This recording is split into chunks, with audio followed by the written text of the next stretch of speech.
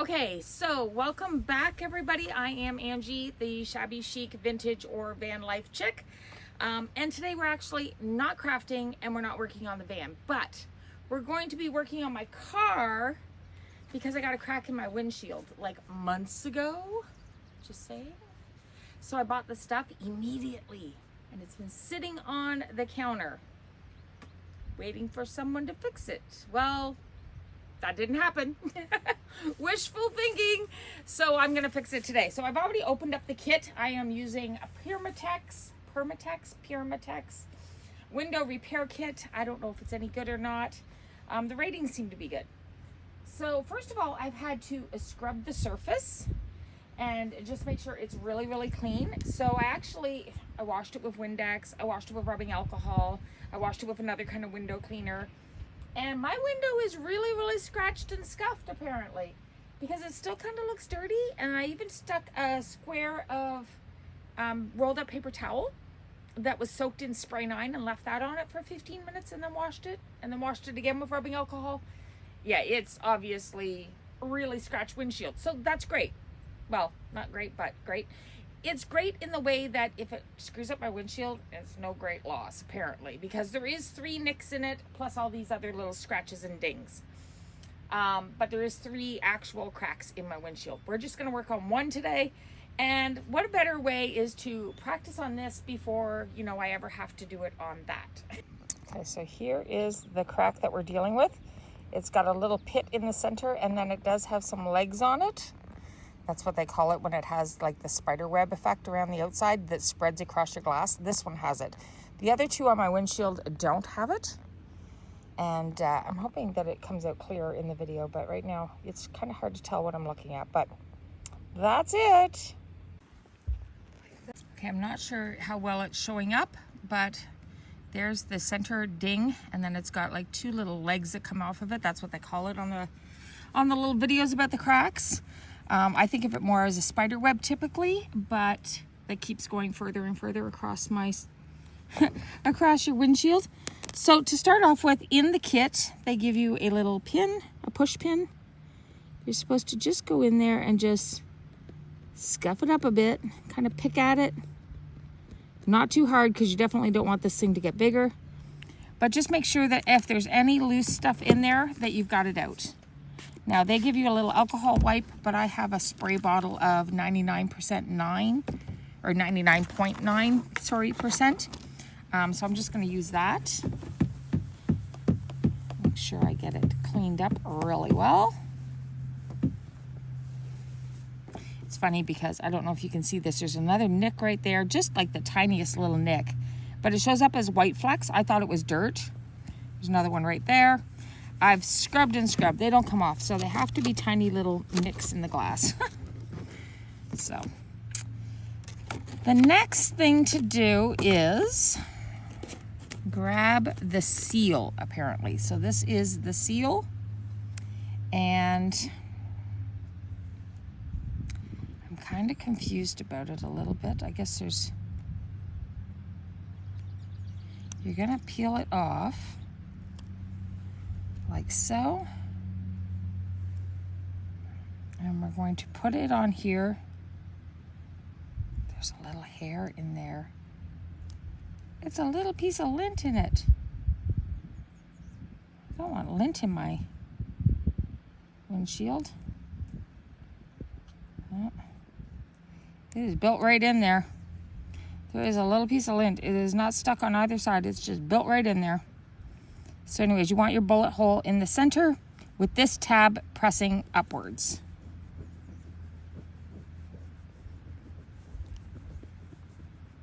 Shake, shake, shake, shake your booty. And then we're gonna make sure that this is stuck down really, really well. Okay. Now, the next part is to put this part on here. So I'm assuming that this red layer has to come off. There we go. Stuck that down really well. So we're just gonna peel this back. Oh, that got that little hairy thing anyways. It was just part of that, so that's good. Good news. Okay. Now we're going to line this up. I'm going to try and look down the hole to make sure we've got it lined up. Because not only do you want this all lined up, but you got to make sure that that hole is lined up to the hole of the other part, right? So, and then again, we are going to push really well all the way out. All the way out to the edge. Now this is super sticky and it feels like it gripped right away, but really give it some pressure there because you don't want it to leak. Or so I'm told. It is my first time doing it. Okay, so now that we're on there. Now's the scary part. Okay, the next step is, I'm gonna grab the directions. I'm pretty sure I know what it is. I've watched quite a few videos this morning, but I just want to grab the directions and make sure we're going at this correctly. Next, we are going to break the tip off of this. So we're just going to turn it, twist it, usually pull it, whatever. I just want to 75% of the tube. Well, that would be helpful if it was see-through. So it's going to have to be a guesstimate. But we have to save 25% for step 12. Okay.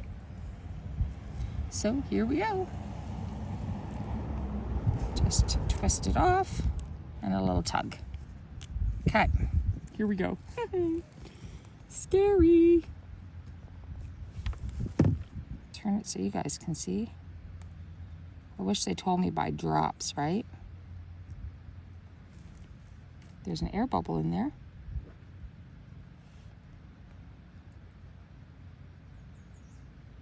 Like, I don't know how much is in there and how much isn't.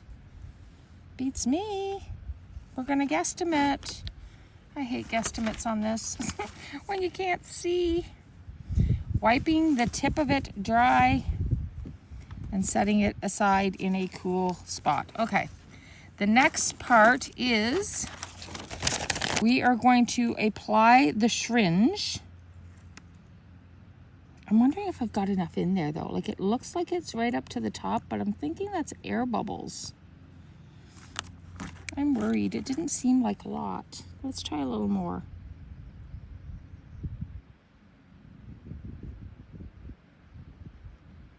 Well, nope, that seems to be it. I'm gonna clean off that tip.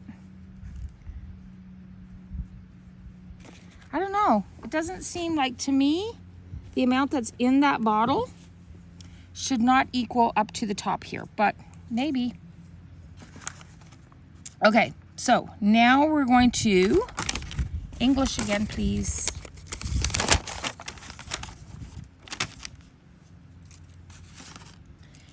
The syringe is used to make negative air pressure in the pit. Do not use the syringe to inject the resin. Ensure the plunger is depressed all the way to the bottom, which it is. Insert the syringe into the pedestal all the way. Done. Okay. And gently but firmly push this syringe down. Did it. Twisting downwards if necessary. Yep, did it. Come on, next step. To create the vacuum, hold the syringe barrel. Got it. And with the other hand, we're going to pull on the plunger upwards until the lower indent is at the top. Okie dokie. 1 and 2. Ooh, that's quite the little suction there. Okay, then we're gonna do something with this clippy thing. Oh, we're gonna just stick it like that. Ha! Look at that. That was actually hard to pull up. Like, not hard, but a struggle. Lock the plunger in place with the clip. Rotate the plunger if necessary. Did it. This action creates the vacuum. Do not push that plunger back down. And wait 10 minutes. So far, so good. I'll see you in 10 minutes. Okay, so I don't know if this is important or not, but inside where the syringe goes down into the narrow part that goes into here, I can see an air bubble. I don't know if that matters or not. I'm just telling you what I see. So the next part is holding this down to make sure this doesn't come up. We are going to twist and pull this plunger out. Now I'm going to take my rag. I'm just going to wipe that tip a bit because it's going to remove a tiny piece of resin. I don't know if everybody's going to have that, but you do want to just wipe that off, just because when you go to put this back, you're going to want to make sure it's a good seal. So again, this got wiped off as well. Now, keeping it in that same position that we had and wasting no time really, other than the little bit of chit chat I'm doing with you, we're going to put this right back into place. Tight, tight, tight, right down in there, okay? Now, according to this, the next thing we want to do is turn this and push the plunger down and then lock it here, apparently. It's just pushing some air back down into it now. And I'm pretty sure it says to that top one right there. Let me just double check. So after the 10 minutes with the plunger still locked in the lower position, we're going to remove that syringe from the pedestal. We did that. This is going to allow the air to enter into that pedestal. And then after a brief moment of chit chat, like I did, we're going to gently but firmly put that syringe right back down into that pedestal, twisting downwards if necessary, which we did. The connection must be secure to seal. We did that. Then we're going to hold that syringe barrel with the one hand, and we're going to push that plunger down where the upper indent is just above the syringe. So yep, that's where we are. And you're going to lock that upper indent in place by engaging the retaining clip. We did that. Hands off the syringe and allow it to remain in this locked position for 20 minutes now. So I just got to show you up close though that this locked position is a little sketchy, okay? It's technically there, but it looks kind of sketchy to me. It wouldn't be what I say securely locked. There's what it should look like, I guess. There's supposedly no air bubbles are to be seen. So, yeah.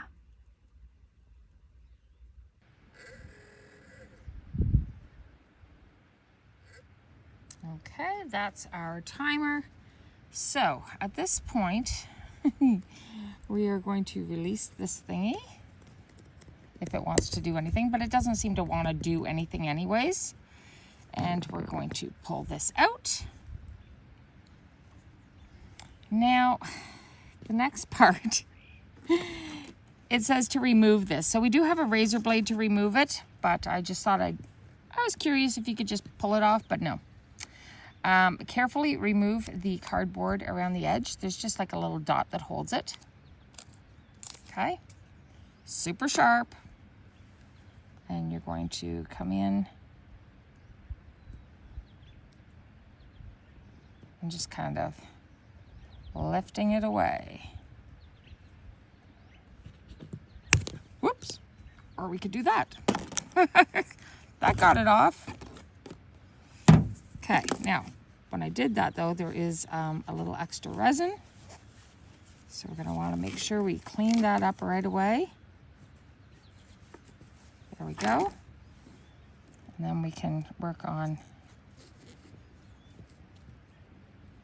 removing this seal.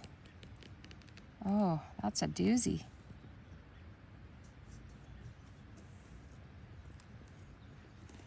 Comes off easy enough, but I don't know if you can see that residue or not.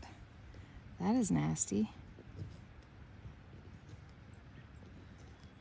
So we're gonna have to get that off.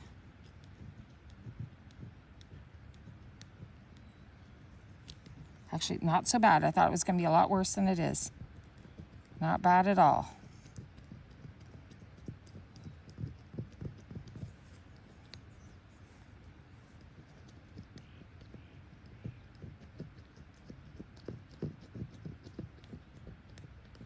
Look at that, easy peasy.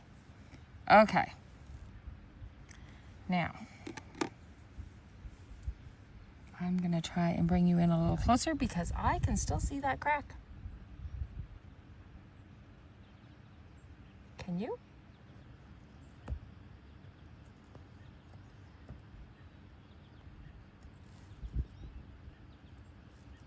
Just trying to move you a bit so that, you know, reflection maybe. I don't know if you can see it or not. Right there. Anyways, so what they say to do now is to take a little bit of the last bit of the resin. Just kind of fill the spot. And then there is this clear piece of plastic in there. Now, first of all, make sure it doesn't have lint and hair all over it like mine does. So much lint and hair. You'd hate to get that cured into the resin, man. So we're going to wipe that off the best we can. And we're going to stick that down over top. Just like that. Now you're going to go back with your razor. And you're going to spread it out. I don't know if you can see that I got this little air bubble. We don't want an air bubble in there. You don't want that air bubble. So lift it up if you have to. And squeeze it out. Okay, well, that air bubble is not coming out. It's not coming out. I don't know what to tell you. There's still an air bubble there. We're gonna put another drop just in case. Oh, there we go. Now there's no air bubble. So you can see the crack right there. There's little air bubbles over to the side, but that's okay. We don't need those anyways, just as long as that cracked area is covered. Now, this part we are going to leave for, I believe it's 15 to 30 minutes. It's called a curing strip that we put over top of it. We carefully squeezed a drop of resin into the center of the pit. And then we use the curing strip and wipe away any drips on the outside edge, but I don't think I have any on the outside edge.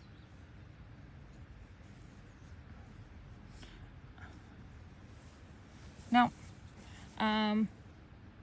remove any air bubbles under the curing strip, and then we're going to move our vehicle into the sun for at least 30 minutes. Don't park it in the shade because the sun's ultraviolets are what's going to cure this, okay? So once the cure time has cured, or has, you know, it says has cured, use the edge of the razor blade to lift off that curing strip. So I've got to drive my daughter to work, so I'm going to move the car into the sun, and then when I get home, we will check on it. I will set a timer for 30 minutes. So it says 15 to 30, but I'm going to go 30, better safe than sorry. And if it's more than 30, then that's fine too. Okay, so it's actually been 39 minutes. Drove my daughter to work, came home, had a little snack, and now we are going to simply peel it off. It's really not stuck there all that well, so. Now, it's funny, on this side, I can't see it, but on the reflective side, or on the other side of the glass almost, like it looks like it's deep down in there. That's what it looks like. I should have brought out the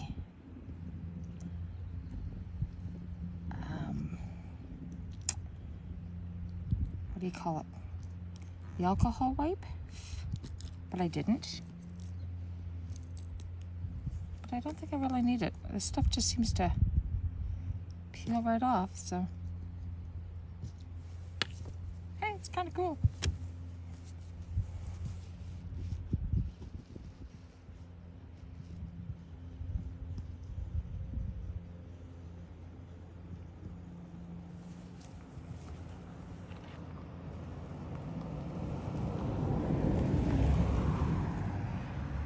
This windshield's hot though.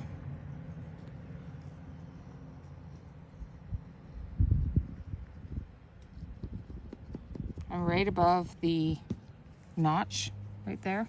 Seems to be a little harder to get it off. And that would be because it's deep, right? It's not a thin layer like it is everywhere else. That's okay. All right. Huh. Pretty cool. And that's everything. So let's talk about what I can see and what I don't see. I'll put on my glasses. Okay, so I can still see the little notch right there. Don't know if you can see it as well, but there is a little notch right there. And I can still see the line that goes across, but it actually looks like it's deep down in there. The top looks like it's fixed, but it's down deeper. I don't know, it's interesting. But even though it's not perfect, the point of this is to stop it from going across my windshield, right? So if it works, great. You won't hear anything else about it.